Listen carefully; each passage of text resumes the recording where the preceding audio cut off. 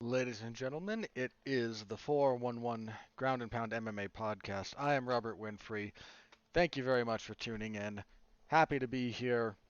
Happy to give you another look into the wide, wacky, wonderful world of mixed martial arts. All right, before we get going, you know the routine. Please like, comment, subscribe, review. If you've done all of that, if you're already subscribed via whatever feed you're in, if you've already given the video, if a video or individual episode some kind of interaction, please share it. Uh, Tell somebody about it. Share it on your favorite social media platforms. Anything you can do like that will just help us out tremendously here at the show. So thank you very much. Get that out of the way because it's the least interesting part of what we do here, but it needs to be done. On the agenda this evening, we've got some stuff to talk about. Last night, UFC on ESPN 22. It was an event, sort of. There was some other combat sports news I'm going to have to talk about just a little bit. May not want to, but I'm going to. I feel it would be somewhat of a violation. Not a violation, a dereliction of duty if I didn't do at least a little bit of discussion about very popular things. Uh, Even if I'm not personally interested, my interests do not dictate to anyone else's, so I'm willing to expand myself in that particular respect on occasion. This upcoming Saturday, UFC 262. UFC is back at the ViceStar Veterans Memorial Arena. They'll be in Jacksonville. This was the first place they were able to run after their couple of month layoff due to the pandemic in 2020. Now they'll be back at that same building, and they have a sold-out stadium. They have a sold-out show and 3 title fights. So we got a lot to preview. Then there's some news. Some fights have been announced. That's kind of the big thing. We got 3 title fights announced for various events. And a couple of other smaller pieces of news like that. So we'll get to all of that. Hope not to take up too much of your day, but we're going to get through what we have to get through. All right, let's go on now. UFC on ESPN 22. Your main event. Let's start there, per usual. Robert Whittaker defeats Kelvin Gastelum via unanimous decision. 50-45 across the boards. I was 50-44. I thought Whittaker did enough to kind of edge out at 10-8 in the first. Not surprised people didn't agree with me, but I'm the one doing that, and I always acknowledge that my my scoring is how do you say it? There's a lot of other factors that go into my scoring, and just in the sense that I'm doing a lot of other stuff rather than just watching and scoring the fight. Uh, this was a really borderline brilliant performance from Whittaker. He moved well. He kept intercepting Gastelum every time Gastelum wanted to come in, splitting his timing with a straight right on occasion. His 1-2 to right head kick, a favorite combination of his. Scoring takedowns, surprising Gastelum with a few of them, getting in some top control, some ground and pound from top position. Whittaker might, especially with GSP retired, I think Whittaker probably has the best jab in MMA. There's a few other people who use the jab very well, but I don't know too many people that use it as well as he does and that build off of it like he does. Anytime Gastelum was trying to enter the pocket on him to throw punches, he got chewed up by that jab just over and over and over again. Turned into a left hook a few times. Just a really, really brilliant performance by Robert Whittaker. Not perfect. Again, he got hit a few times, but he never was in trouble. Stopped all but one takedown. And the one that Gastelum hit, he bounced immediately back up. Got free. I don't even know if they scored it a takedown or not, but it was a takedown. I think in terms of technically he was down, but at no point did Gastelum assume any kind of control over the situation. Yeah, just a brilliant performance by Whittaker. Leg kicks, he chewed up Kelvin with some nasty inside leg kicks because they're opposite stances. Beautiful straight right. Again, the jab was working overtime. Uh, yeah, I run out of superlatives, man. Robert Whittaker is a very, very gifted fighter. He is just amazing to watch. That's 3 in a row for him now. He's beaten Darren Till, Jared Cannonier, and now Kelvin Gastelum. He should be next. I mean, I don't know any other way to say that. He should be next for the title. I mean, if you look at Whittaker's resume is slept on perpetually for reasons that I don't fully understand. I mean, he's got one win. He had one loss. Sorry, he had one loss before he got to the UFC. Sorry, two. He got submitted. He lost a decision. Got into the UFC. Won a couple of fights. Lost a split decision to Court McGee. Maybe should have gone his way. Got finished by Stephen Thompson. It was in 2014. That was his last loss until Israel Adesanya beat him. He fought once more at welterweight in the UFC, then moved up to middleweight, and went on a tear, including winning the belt, never technically defending it, which was it's a shame, man. That is just a shame. Couple of fights of the year against Yoel Romero. The one in 2017 probably should have been. I don't think it was by a lot of voting, but the one in 18 absolutely should have been. A bunch of idiots, unlike the UFC Twitter account or whatnot, voted for Tony Ferguson and Anthony Pettis over that. To which I say boo to you people. Then he got knocked out by Adesanya, but he bounced back in 3 consecutive wins over tough opposition. I mean, he's the next guy. Gastelum even took this fight on short notice. It was supposed to be Whittaker against Paulo Costa, which would have been a heck of a fight. But you can only fight who's in front of you. He should be next. There's not really another way around that one. He's beaten. The only other guy with a claim right now is Marvin Vettori. And it's unfortunate for Vettori that Vettori's on a slightly longer streak.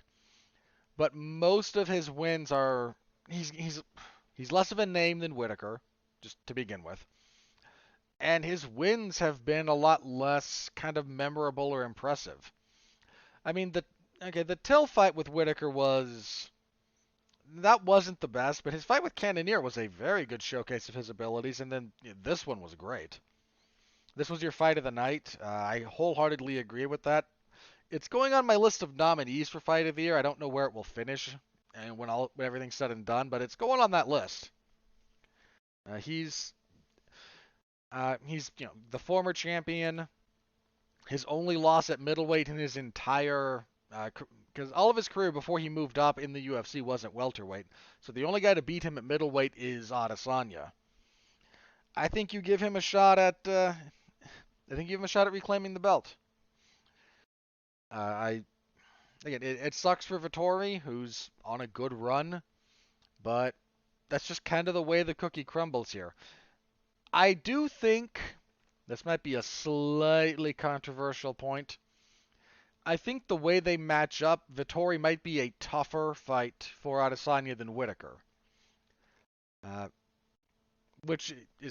is not at all to say that Vettori's a better fighter. That's just to say the way Vettori fights might cause Adesanya more problems than the way Whittaker fights. I don't know, that might not be true, but that's just that's a little bit of a hunch I've got. I'm not sure how true it is.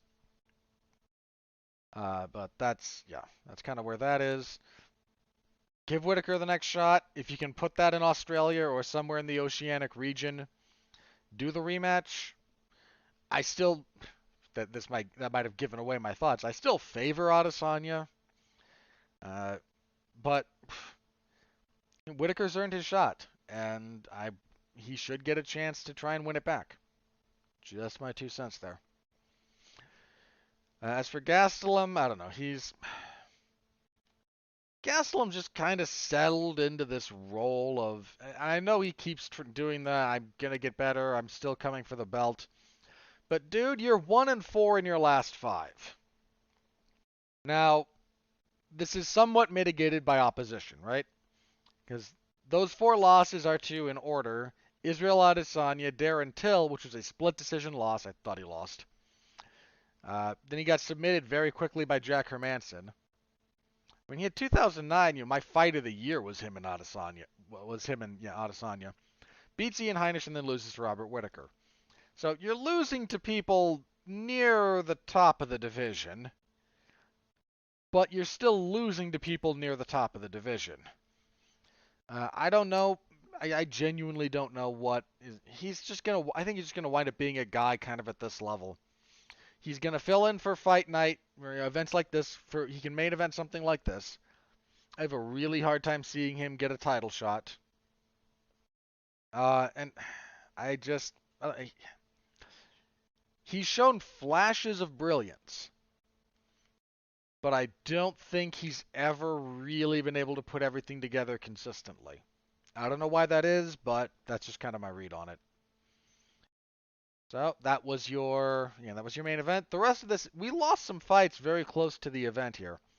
We lost one at the weigh-ins. There was supposed to be a fight between Zarafain and Josiane Nunes. The way that happened, they were supposed to fight at bantamweight. Apparently, the day of the weigh-ins, they agreed to a catch weight limit of 139 because Fain was struggling with her weight cut. So they all agreed to a change in limit of 139. Nunes weighed in at 136, so she made bantamweight. Like, she made weight, and they kind of went, hey, can we do a catch weight thing? And she said, sure, 139. And Fain weighed 147. So congratulations, you missed weight for the weight class above the one you were supposed to be competing in. Which is always just a level of... That's always something that is a big, big red flag. Like, if you miss weight by a little bit, again, the randomness of the universe, it kind of happens. If you signed to fight at bantamweight and would have missed weight at featherweight, we got a problem. I don't know what they're going to do with her or about that, but she weighed 147, and they... I believe the commission just said, no, we're not going to allow this. So, yeah, we had another fighter who missed weight on this card. We'll get to that in a bit. We also lost the co-main event, Jeremy Stephens and Drakkar Klose. At the ceremonial weigh-ins, they kind of got in each other's face. They got close proximity. Stephens shoved him. And apparently whatever shove happened there aggravated some kind of a neck injury. I think he said, he had a... I forget the specific medical terminology. It amounted to whiplash. A non-trivial amount. If you believe Klose's account, and I don't really have any reason not to, his left hand kind of went a little bit numb. They took him to the performance center. They evaluated him. He had like a mild concussion. And again, something with his neck. So,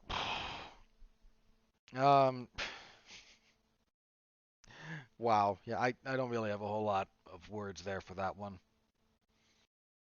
Just stupidity. Just sheer stupidity.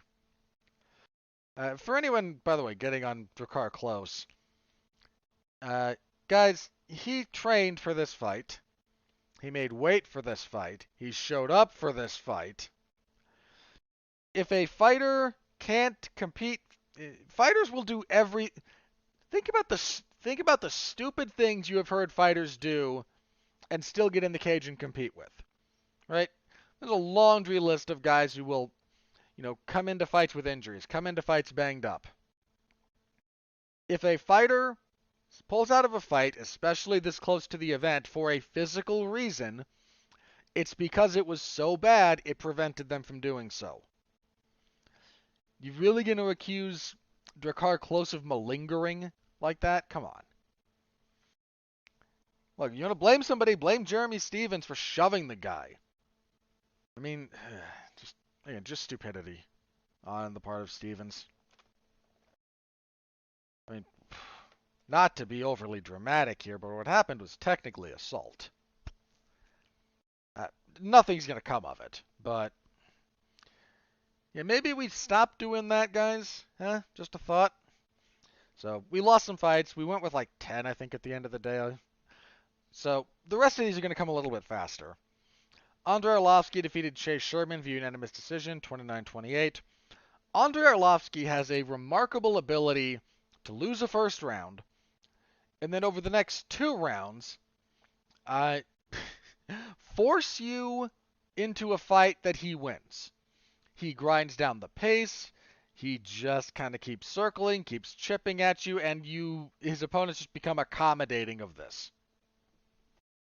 It's a little bit remarkable that he's able to do that so consistently. I mean, jokes about him aside, he is 4-2 in his last 6 fights. Those losses being to Jairzinho Rosenstruik, who knocked him out in like 30 seconds, and then Tom Aspinall, who hurt him badly in the first and then choked him out in the second. It's not, for all the losing streak that he went on, I mean, to be fair, he was stopped by Stipe, Overeem, Barnett, and then Ngannou. So, 4 of the top, those were 4 of the best heavyweights in the world at the time. And then lost a decision to Marcin Tybura. Won a couple, then lost to Tai Tuivasa, Shamil Abdurakhimov. He's really good. I mean, even the stuff like the Tuivasa fight, I think he won a round.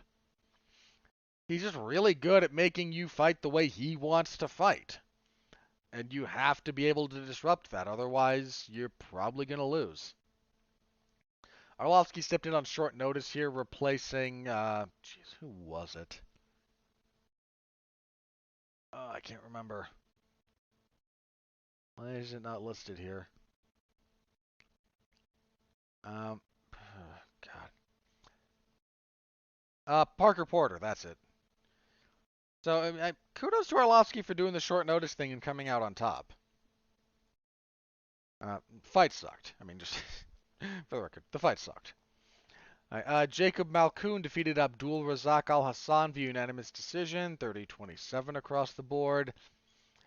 Malkoun just kind of dragged him down to the mat over and over and over and over and over again. Yeah, it was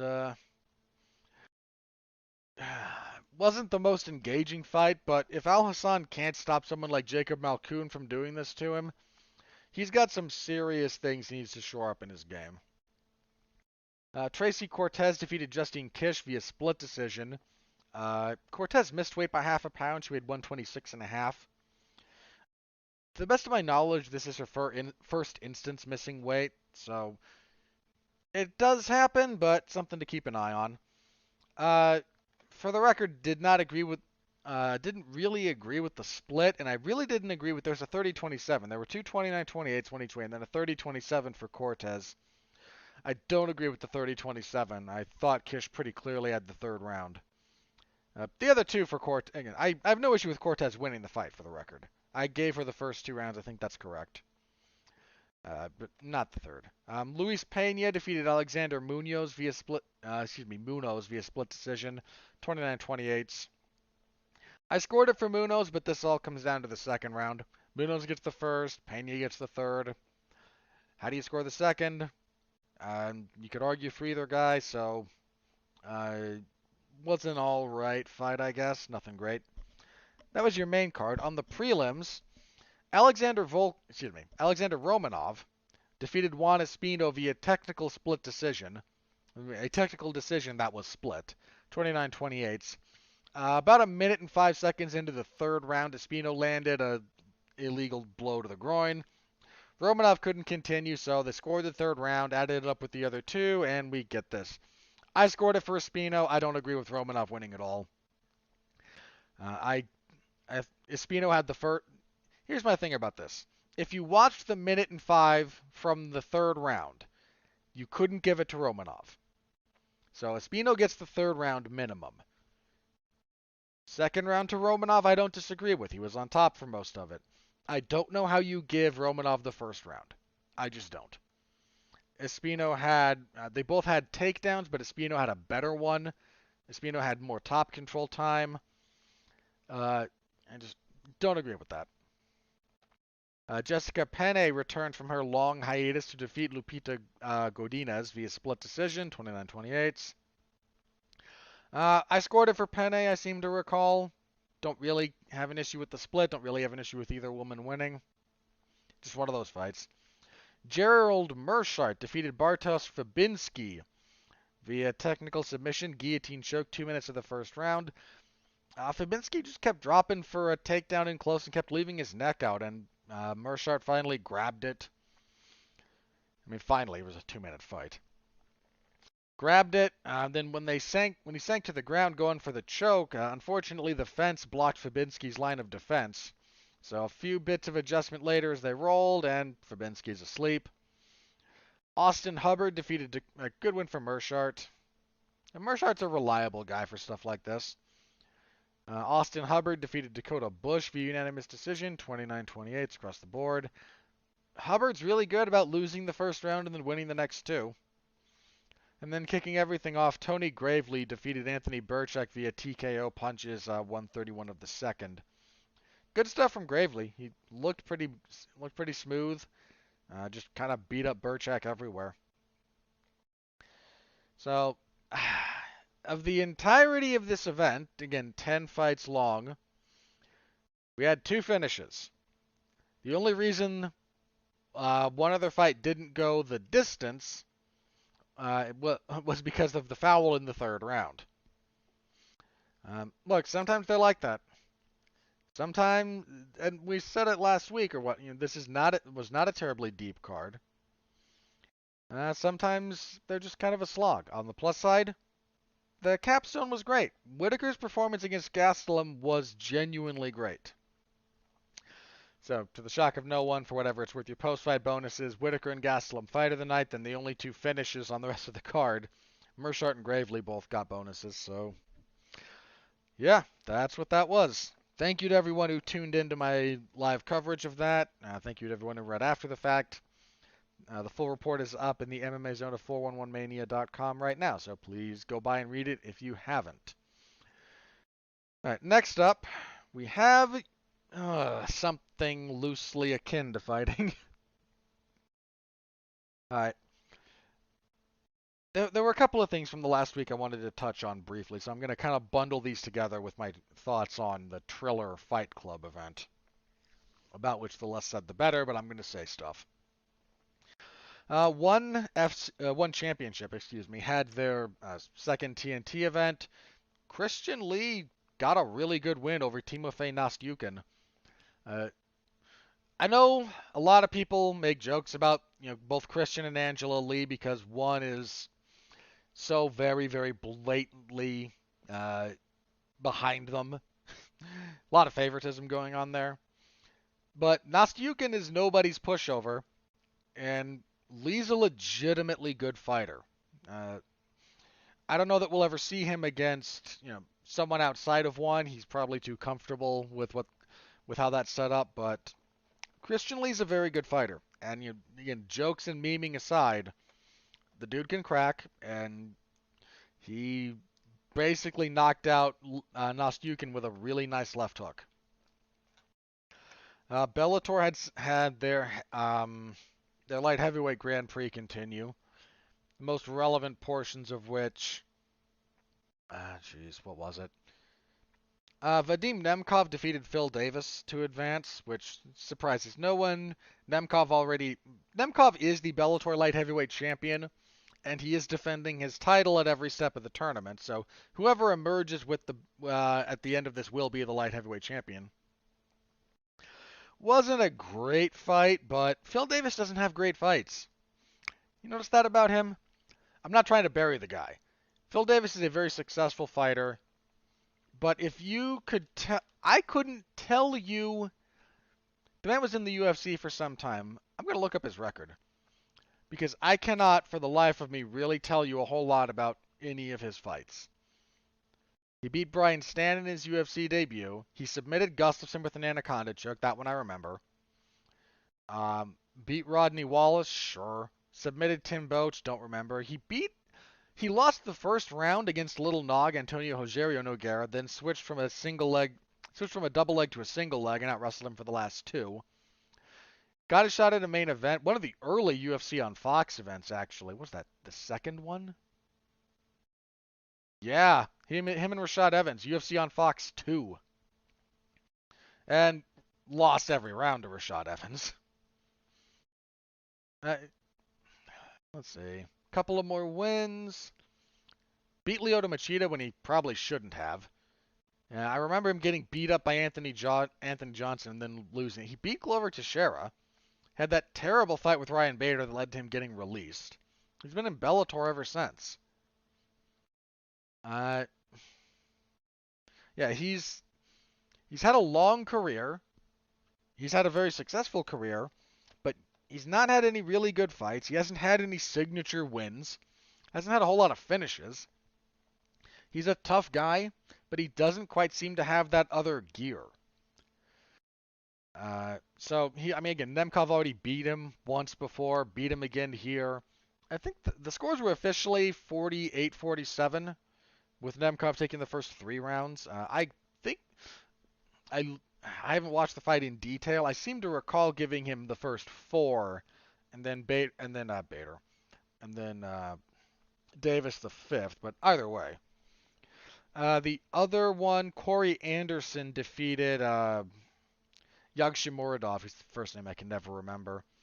Typical Corey Anderson stuff. So Anderson will fight Ryan Bader. Nemkov will get to fight the winner of the upcoming fight between Anthony Joshua's a boxer. Anthony Johnson and Yoel Romero, which should be a heck of a fight. So we got a little bit, so that continues rolling. The big one, in terms of pop culture footprint, I suppose, Triller, this manifestation of burning money, put on their Fight Club event that was headlined by YouTube sensation might be a bit of a strong word, YouTube personality, and occasional, I kind of like Luke Thomas's description of stunt boxer, because what he does is certainly nothing to be sneezed at, but it's also not quite boxing. Jake Paul knocked out Ben Askren in about a minute, I think it was. Ben Askren, of course, former NCAA, I think he was a national champion, former Olympian, former Bellator welterweight champion, former ONE welterweight champion, former UFC fighter. This was entirely predictable. Anyone with a modicum of common sense knew this was going to happen, told you this was going to happen, and yet here we are, with a bunch of people claiming this was a dive or this was fixed. I can't. The only way you could possibly come to that conclusion is if you don't actually watch combat sports. Jake Paul punched Ben Askren really hard in the head. Ben Askren fell over. Ben Askren got back up. The referee then did the check on him. I want you to walk to me. And if you watch Ben Askren walk towards the ref, he's horribly unsteady on his feet. I don't know if that's an equilibrium thing. I don't know if his hip replacement was acting up. That's not a joke. The man had a hip replacement. I don't know if it was one of those two things. I don't know if it was both. The referee watched the man wobble forward and said, no, we're done here. This is what should happen. Guys, I really would not hate if we had more boxing-esque stoppages in MMA. If you only watch MMA and you tuned in for this for the novelty and you thought, why is the ref waving this off? Because we as MMA fans, if you only watch MMA, are used to referees going, you know, the dark gods to whom I owe allegiance have not had enough blood sacrifices today. Please continue killing each other. That's not quite what you get in boxing for the most part. In no small part because most boxing refs have either been part of or were around instances where a fighter died in the ring. They're a lot more cognizant of that stuff than most MMA referees are. So this was not a fix. Ben Askren didn't take a dive. Ben Askren just got paid $500,000 to show up and get knocked out by Jake Paul in about a minute. And look, man, I don't blame the guy. He made almost twice what Robert Whittaker made to win in a tough, brilliant performance in the over 5 rounds in the UFC. I mean, Jake Paul made Ben Askren made $500,000. I think Whittaker's take home from that was disclosed, right? It was disclosed he made like 160, I want to say. Well, that would be I can't remember exactly what it was. Might have been right around might have been 200 after the win bonus. I don't know. Either way, Ben Askren made significantly more money than Robert Whittaker did, and Jake Paul made like $690,000. I think that was just a disclosed purse, to say nothing of whatever sponsorship he got or cut of whatever sales this thing did, assuming those are applicable points. Yeah, not gonna blame Ben Askren for cashing that check, coming out, trying your best, and yeah, he got knocked out. He didn't throw the fight. He didn't take a dive. You want to ask me if this man trained as hard for this boxing fight as he did for his, for his run in the Olympics? No, I imagine he didn't. He's also... When did Askren go to the Olympics? Hang on, I want to remember which games he went to. I want to say in early 2000s. Which Olympic games did he go to? The 2008 games.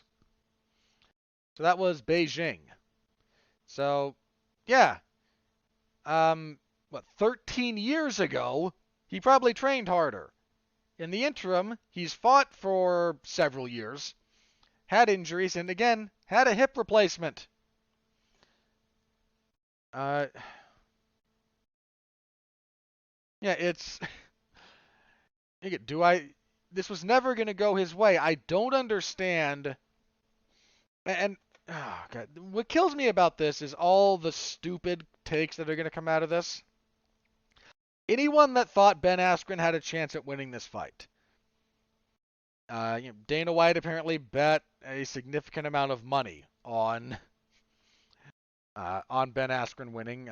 Other people were picking him, mostly MMA personalities. It's... Now they're going to come up with all kinds of excuses like, well, look at him. He didn't train. There was I'll yell about this in a minute. Ben could have won if he'd taken this seriously. Guys, I hate to break this to you, but Ben Askren is almost 40. Almost 40. 36. Jeez, he's only a year older than I am, and he's had a hip replacement. Okay, Ben Askren is 36. Has been wrestling since he was in, very, very young, like pre-high school. He was wrestling and was successful all the way through the collegiate and at the international stage where he represented the United States at the Olympic Games. Then he fought. He debuted professionally in 2009. He fought for 10 years. Like that's... The dude has had a grueling athletic career. So much so that he had a hip replacement before... Who has a hip replacement when they're that young? It's just not going to be a thing. Jake Paul was bigger, probably stronger, certainly in better shape, and has spent more time learning to box than Ben Askren has. If those two had squared off on a wrestling mat, Askren would have tooled him. If they'd squared off in an MMA fight, Askren probably would have beaten him. They weren't doing those things. They were boxing. There was a a comparison that I heard made from a YouTube channel about what this fight looked like. This was a prediction on this gentleman's part. It was the Hard to Hurt channel, I think. And now that it's played out, I think it's accurate. Jake Paul is not some expert boxer, but he's probably at least the equivalent in jiu-jitsu terms of a two-stripe white belt. And Ben Askren's a guy off the street. If you've never seen what happens to someone fresh off the street who doesn't know what they're doing, grapple with someone even who's just a 2 or 3 stripe white belt, and the stripe system will vary a little bit from school to school, but for the sake of argument, call it a 2 to 3 stripe white belt. What happens? The guy off the street gets completely schooled.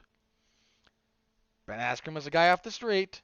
Jake Paul's a 2 to 3 stripe white belt in boxing. I know boxing doesn't have the belt systems, but the metaphor holds.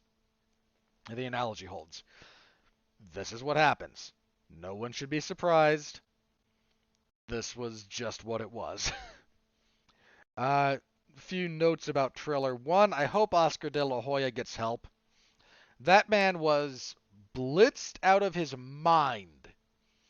I hate to make light of that because Oscar's had some public battles with addiction.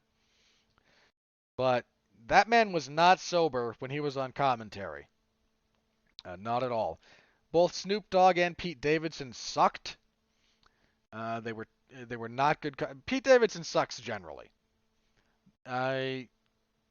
He has a degree of notoriety because he's on Saturday Night Live. That show's been in the toilet for at least a decade.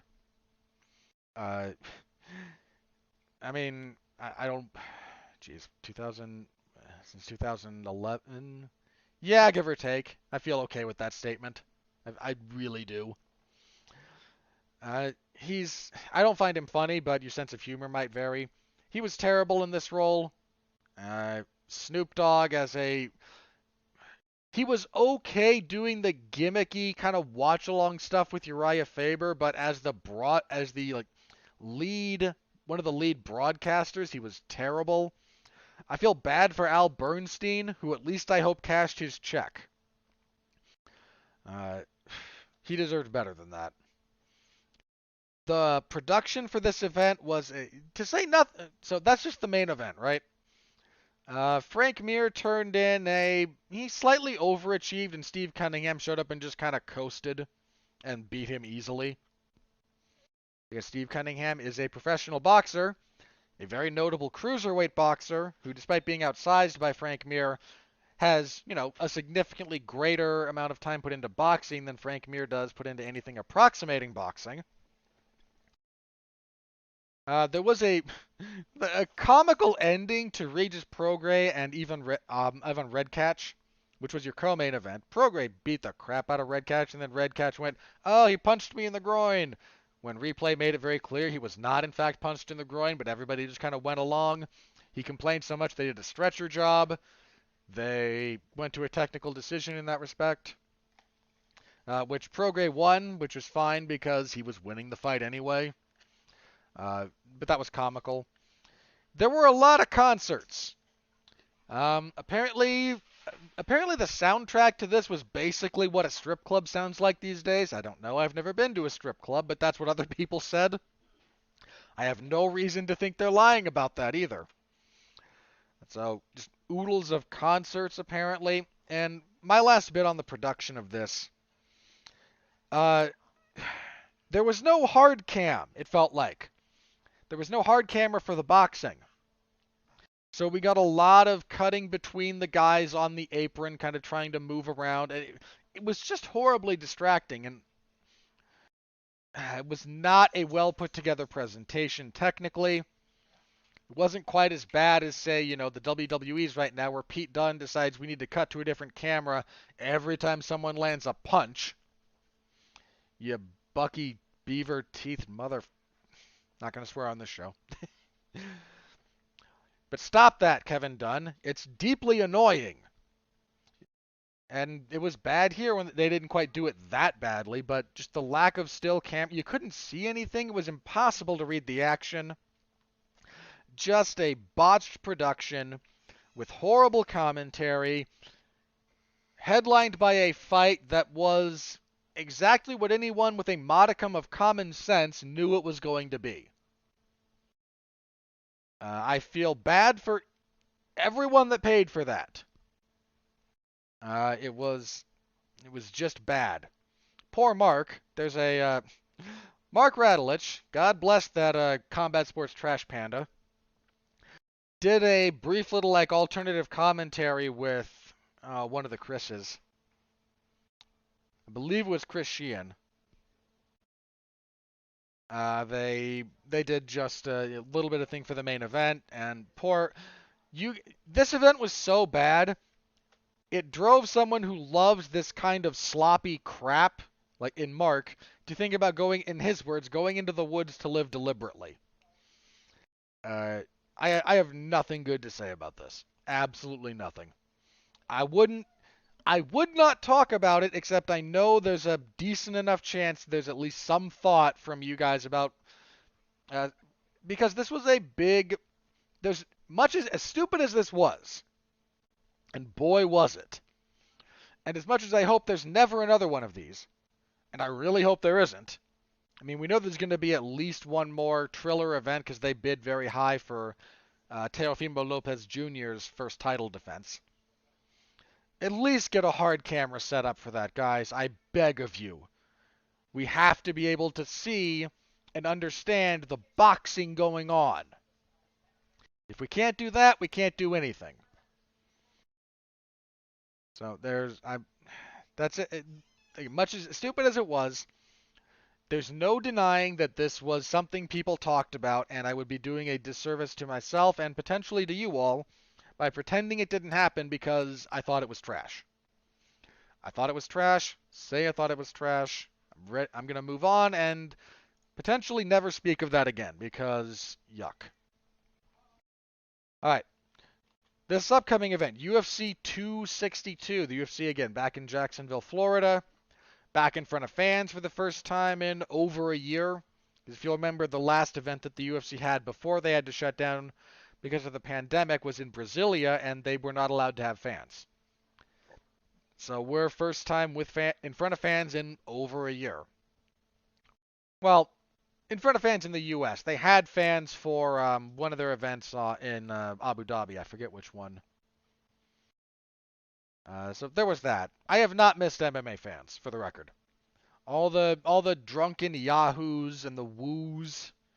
No, I have not missed any one of you guys at those events as a viewer. At all. Not at all. Could never bring you people back into the fold, back into the arenas for stuff like this. I would be perfectly happy. But that might just be me being a little bit grouchy and being the old man yelling at clouds. So be it. All right, triple title fight. Let's start at the top. A rematch between welterweight champion Kamaru Usman and Jorge Masvidal. These two fought on Yas Island in Abu Dhabi at UFC 251. Masvidal stepped in on about 6 days' notice. They went to a decision, which Usman won fairly comfortably. I thought Masvidal won the first, but the rest of the rounds pretty clearly went to Usman. Wasn't a terribly interesting fight. Usman was able to force clinches, get takedowns, get mat returns, control, some body shots, just some stuff from the clinch, and grind it out. Since then, Usman went on to get badly dropped by Gilbert Burns in the first round of their fight, rally, hurt Burns in the second, and stop him into the third. And Masvidal has not fought since then. 90% sure. Yeah, that was his last fight. I'm kind of in the same place I was the first time they fought, which is to say the following. I favor Kamaru Usman. Without a lot of hesitation. Usman has heavy hands. He's coming along in the striking. Usman's wrestling is an interesting study because the man's knees are shot. So he can't do the shooting at distance thing. He kind of has to get close, clinch, and then when he changes levels, then either work for trips from there or change levels, but without, again, kind of doing the real up and down blast double leg thing. I think he mentioned he was on the Joe Rogan Experience at one point. He talked about how badly torn up his knees are. I think he mentioned like there are days when he can't walk on cement. Like if he's walking, he has to walk on the grass. Uh, so dude's knees are kind of messed up. That's still just a problem for my. So I favor Usman.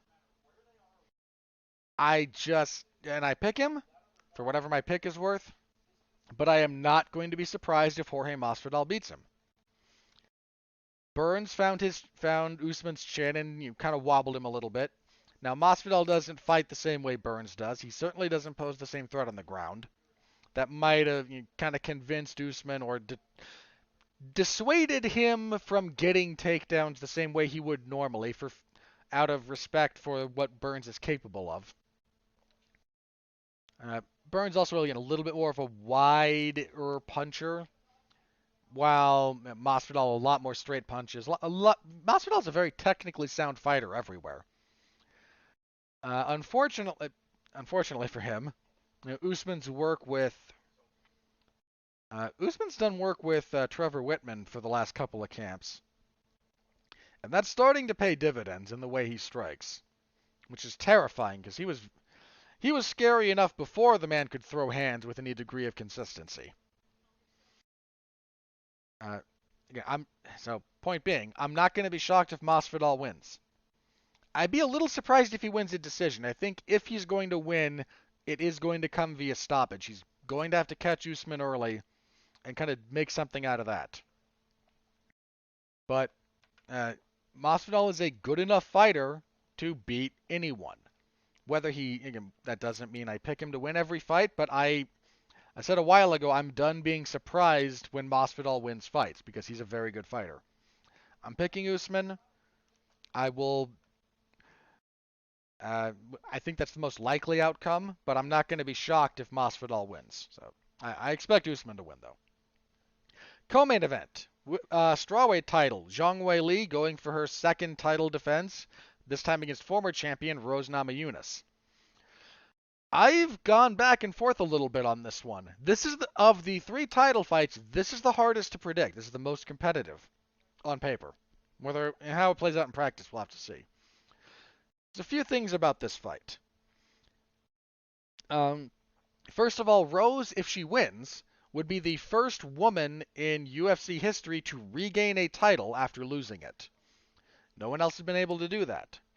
So it would be a significant accomplishment. There's a few ways that these two line up that are just a little bit hard to predict. Rose struggles a little bit when she gets in close quarters with someone who is physically stronger than she is. And Zhang that woman is yoked up, man. She is physically strong. She's a very strong fighter. Now, how that plays into things, if it does, remains to be seen, but that's something to pay attention to. If they get close and tie up, Rose not the greatest at dealing with someone physically stronger there. Not terrible, but that's an area that she struggled with. On the feet, where most of this is going to take place, I think Rose is longer. I believe she has a reach advantage. Rose is really slick. She's really good about kind of tagging you at distance. And if you try to close on her, she's very, very good at slipping, rolling, pivoting.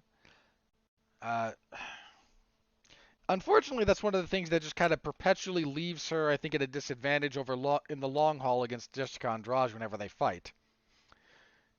Because Andrade will always find small spaces in those positions to capitalize on the more times you let her do so. Zhang doesn't fight like Andrade. Zhang hits hard, but she doesn't do a lot of the up and down body work, which is one of the things she should invest in this fight. Namajunas is a little soft to the body. Karolina Kovalkiewicz completely changed the complexion of their fight. with one clinch sequence where she threw a couple of hard knees into the abdomen of Rose. Changed everything. Zhang doesn't do a lot of body work. So again, it's something she should seriously consider doing in this fight.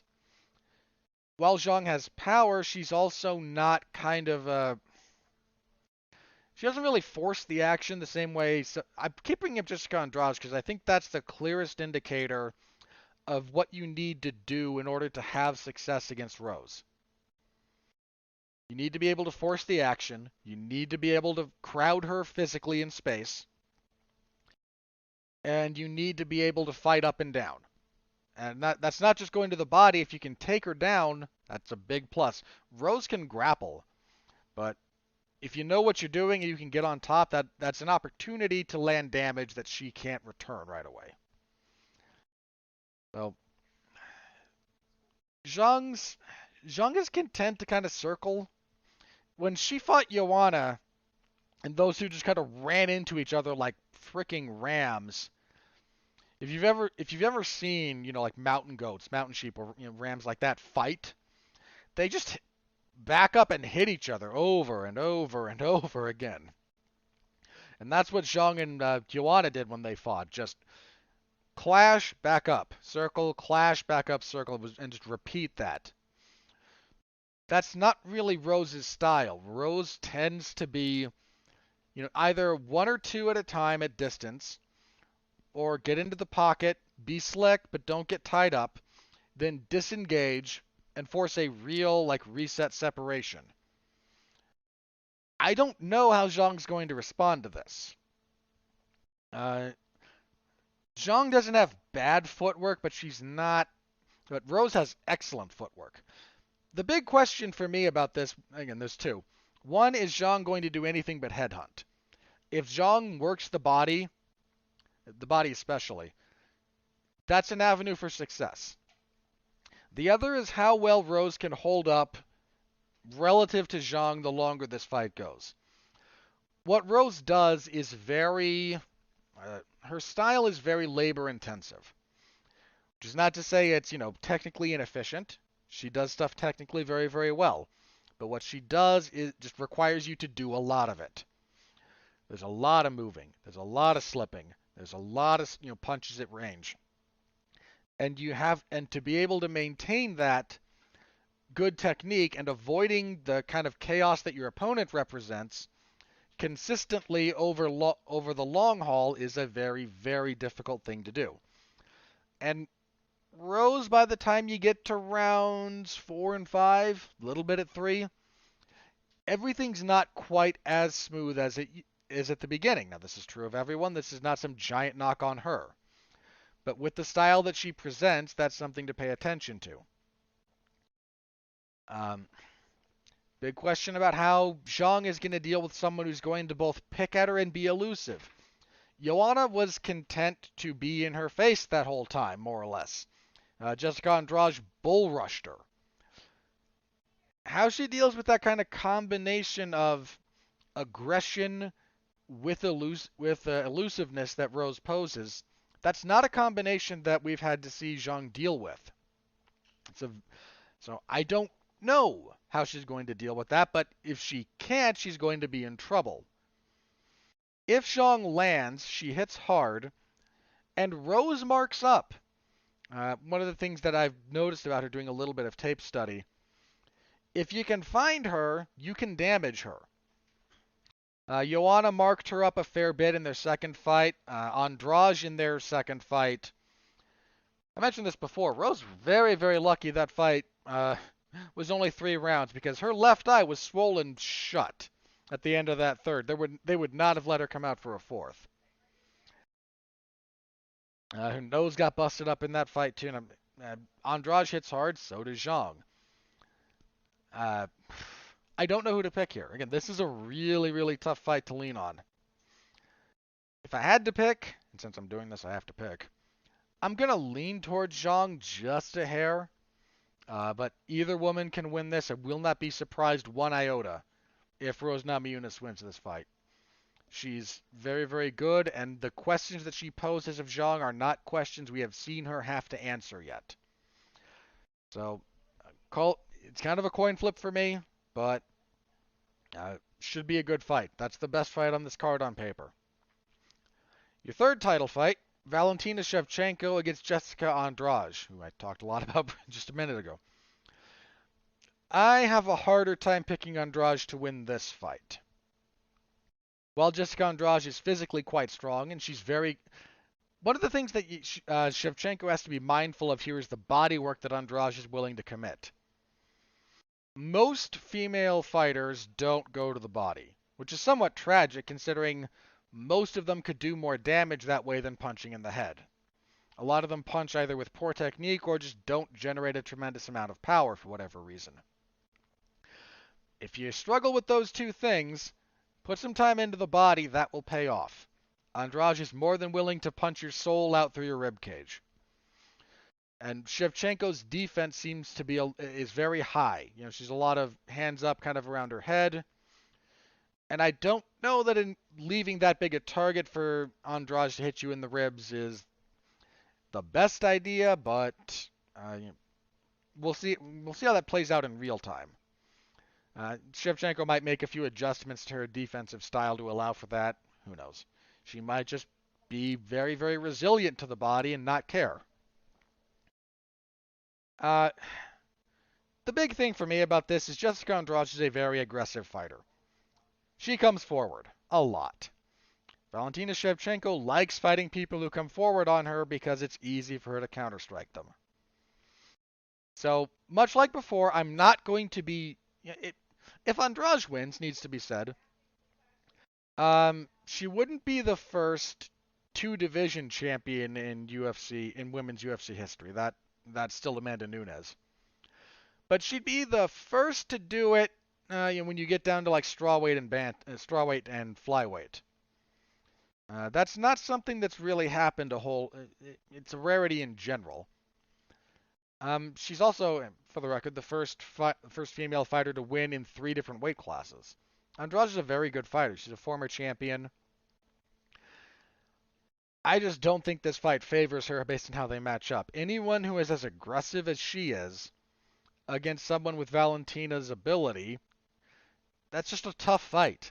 I won't be shocked if she wins, but that's a hard fight for her to win, man. The southpaw stance of Shevchenko, I think, is going to give her a few problems. She's going to be at a significant... I mean, Andrade is short. She's like 5'1". She's a murderously strong 5'1", but she's still just 5'1". So I like Shevchenko. I'm picking her. That shouldn't be a big shock to anyone. It's just a tough stylistic matchup. That said, if Shevchenko starts fading, Andrade will... One thing you can't take away from Andrade, that woman will fight for 5 rounds, and she will be in your face the whole time. She is a little dynamo in that respect. But so I'm technically picking all 3 champions to retain. I feel confident in Usman and Shevchenko, less confident in Zhang. That fight with Rose, man, that's a coin flip. Again, can't quite predict that. All right, as for the rest of this card, we have 2 more fights on the main card. Middleweight fight. Uriah Hall will fight Chris Weidman. These two fought on the regional scene. Weidman won. This was the first. He actually gave Uriah Hall his first loss. Hall, let's see, he was last seen stopping Anderson Silva at the end of October on a 3-fight winning streak. Whereas Weidman's still on a bit of a slide. He beat Omari Akhmedov, but before that, I mean, the man is just like 2-5 in his last 7. Jeez. Now again, this is somewhat mitigated by his level of opposition. Knocked out by Luke Rockhold, knocked out by Yoel Romero, TKO'd by Gegard Mousasi, beat Gastelum, stopped by Jacare, moved up to 205 and got stopped by Dom Reyes. So these are not chumps. But that does not bode well for his career trajectory. I mean, he got hurt by Omari Akhmedov. Jeez. Am I really about to pick Uriah Hall to beat Chris Weidman? Oh, I don't want to. I really don't. Uriah Hall is so up and down. But I think I am. I just don't have faith in Chris Weidman's chin at this point. I mean, I don't have a tremendous amount of faith in Uriah Hall's takedown defense either, but Weidman hasn't been. Yeah, I don't believe that. I'm gonna feel like an idiot when Weidman steamrolls this guy, but yeah, I'm gonna pick Uriah Hall. And shame on me in the future for future me will curse current me, then past me for doing this, but that's a problem for future me. All right, and kicking off the main card, light heavyweights Anthony Smith and Jimmy Crute. Crute's a pretty decent prospect at light heavyweight. He's only 25. Jeez. Yeah, only 25. His only loss professionally was to Misha Serkinov. I'm coming off back-to-back wins, back-to-back performance of the nights. Whereas Smith is a little bit more on the downswing. I mean, he won his last fight when he beat Devin Clark, but Jimmy Crute is not Devin Clark.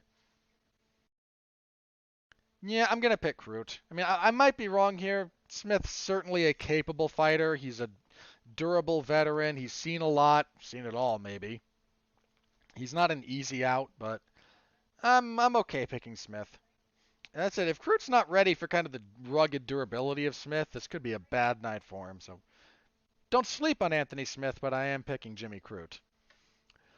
As for the prelims, go a little bit faster through these. Alex Oliveira, the dirtiest fighter in the UFC, against Randy Brown. What's Randy been up to? Got stopped by Vicente Luque in August of last year. He has not kept a very active schedule, has he? I feel like I should pick Oliveira. I'm not going to, but I should. I'm going to pick Brown, but I fully expect Oliveira to win that fight. Welterweight Dwight Grant will fight Stefan Sekulic. Grant, the body snatcher, got stopped by Daniel Rodriguez. That was a rough knockout he suffered, man. That was rough. Sekulic done. I want to say he's fought in the UFC before. Trying to remember how many. Not more than 2 UFC fights. But let me confirm that. He is Serbian? Yeah, that's the Serbian flag. This guy is making his day. No, he did. He lost to Ramazan Emeev. Loosely remember that. Oh, geez, that was a while ago. That was in 2018. You can loosely remember that fight? Very loosely. Yeah, I'm gonna pick Dwight Grant there. That layoff's a problem for me. Another middleweight fight, Carl Roberson and Brendan Allen. That's a pretty good fight, actually. Roberson lost to Marvin Vettori. He's a good kickboxer. Whereas Allen suffered his first loss in the UFC. Been a long time, actually, when he got TKO'd by Sean Strickland. That was a good fight. I'm going to pick Allen there. But that's more kind of predicated on his ability to get Roberson down. Let's see, featherweight fight, Patrick Sabatini against Tristan Connolly. Connolly, 14-6. He's fought in the UFC. Yeah, beat Michel Pereira in his UFC debut. Probably going to pick him. Sabatini's 13-3, making his UFC debut. Yeah, all right, I will pick Connolly. As for the early prelims, see, Dana Batgarel versus Kevin Natividad. I'm okay picking Batgarel there. Is it Dana Batgarel or Batgarel Dana? I forget how the Mongolians do it.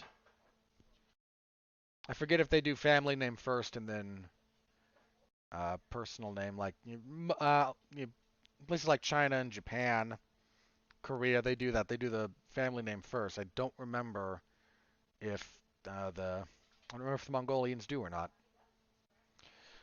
So I apologize if I'm putting that backwards, but I'm okay picking Batgarel or Batgaray. Some weird way about the pronunciation there. I can't remember. But the L at the end of that is not pronounced. I forget how the E's are pronounced. Picking him. I don't mind picking him over into Tivadad. Kazula Vargas against Rong Zhu. Let's see. Or Zhu Rong? It's his family name. You're not going to tell me. Zhu is his family name. Okay, so. I tend to, when speaking of these kinds of fighters, I tend to refer to them as is appropriate to their culture. So if I'm talking about someone from a Western country, it's first name first, last name last. When talking about fighters from, Korea or China, I try to do the family name first and the individual name second, but yeah. Anyway, so Zhu is making his UFC debut. He's on a long winning streak. That is a really long winning streak. Whereas Vargas has fought for the UFC a couple of times and lost a couple of times. Okay, we're giving Zhu here a setup. So I will. Oh, we got a bunch of the Chinese fighters on this card.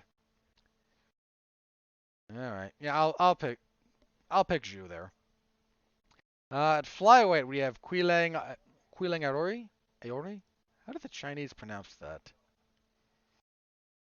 I know the Japanese would pronounce Aori, but I'll go with Aori until I hear otherwise. His nickname is the Mongolian Murderer. Is he from Mongolia, or does he kill Mongolians? I don't know. Making his UFC debut, he's got a 5-fight winning streak. Pretty good streak. Anyway, he's fighting Jeff Molina, who is making his UFC debut, who won his Contender Series fight. Got a long winning streak of his own. What is that, 5? Longer than that. 6? He really gets 7 in a row? Huh, guess he did.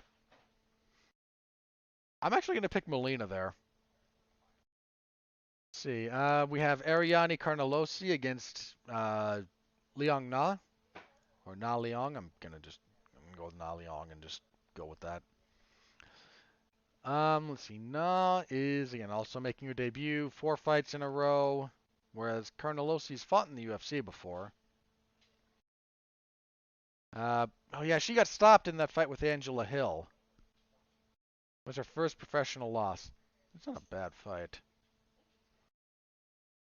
I'm going to go with Na, but I'm not sold on that.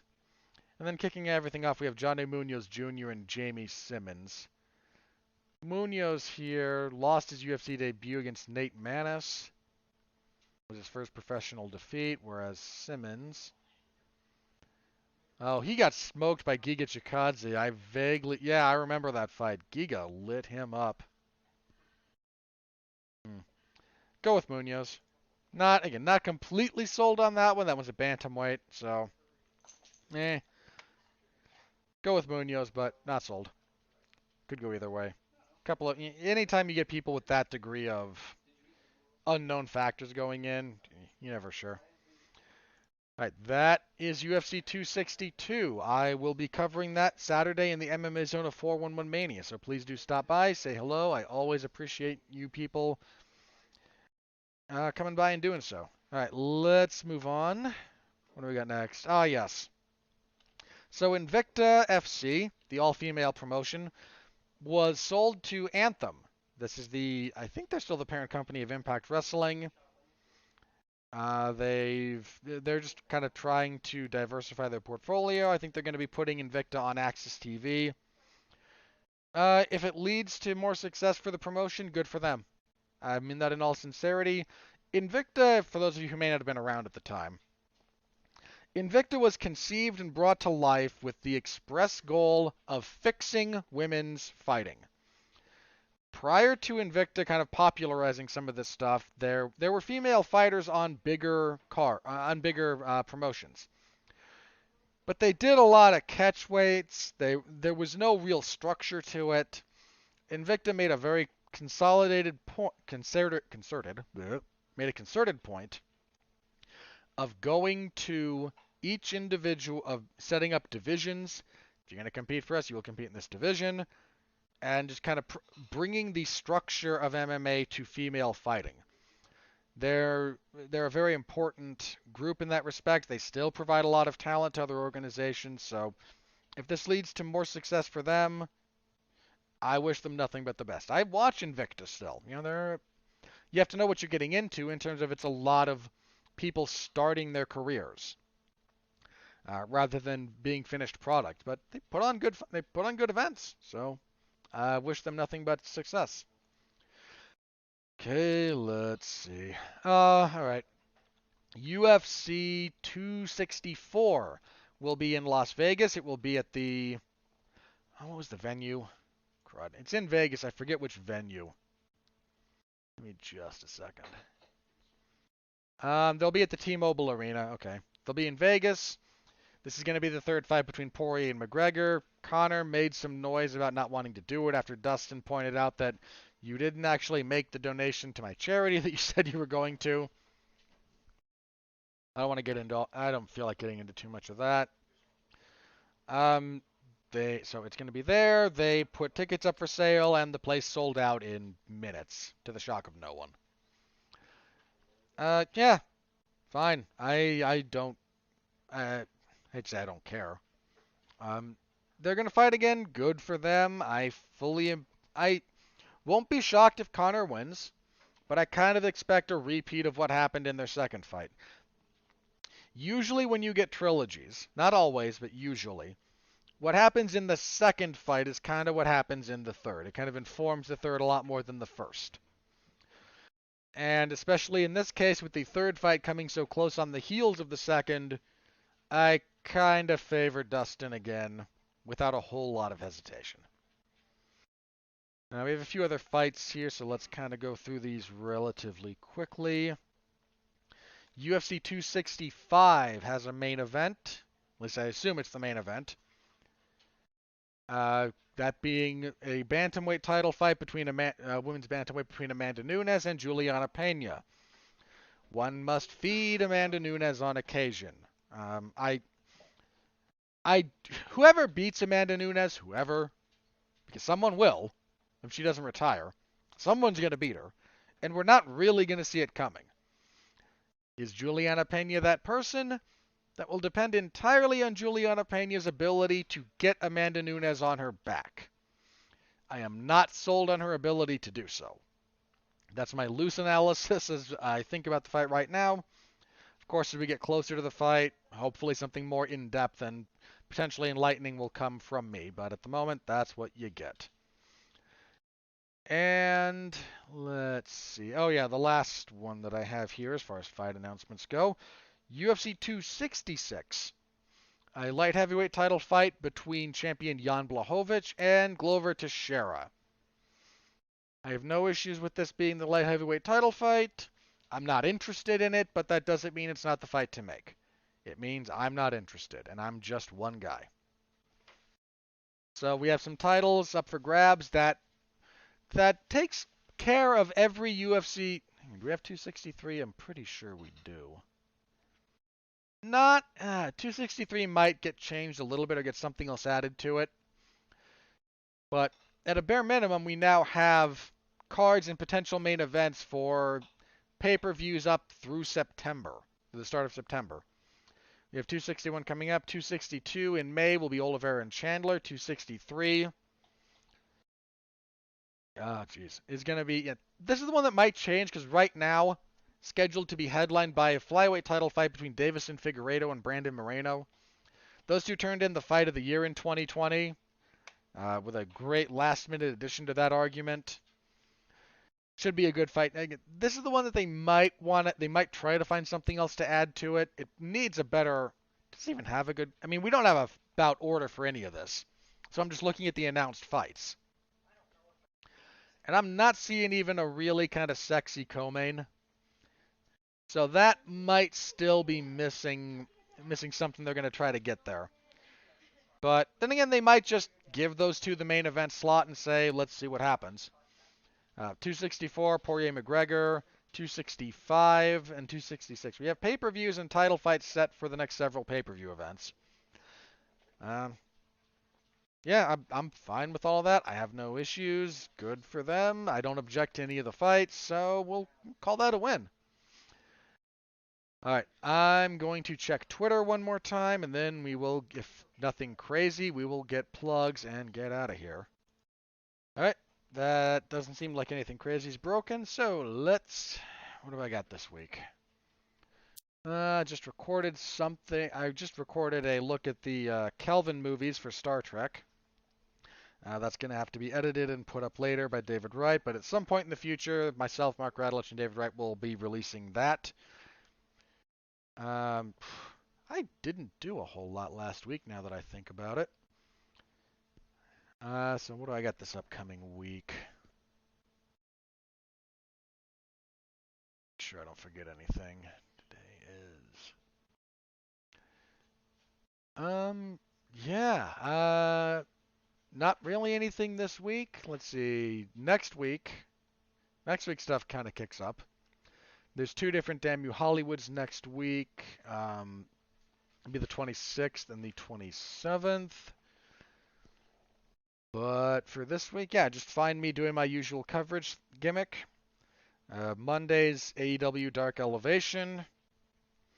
Wednesdays, MLW Fusion. Fridays, WWE SmackDown. And then Saturday, UFC UFC 262. You can find me doing all of those things. And yeah, that's what I've got. Not a whole lot of podcasting for me this week other than that, but you can find me frequently over on the Radulich and Broadcasting Network. That's a subgroup of the W2M network, so give those good people a follow. They put out a lot of content. A lot of it's really good. I'll be back next week. Until next time, everybody, thank you again, as always, for your continued support. Stay safe out there, and please continue to be well, be safe, and behave.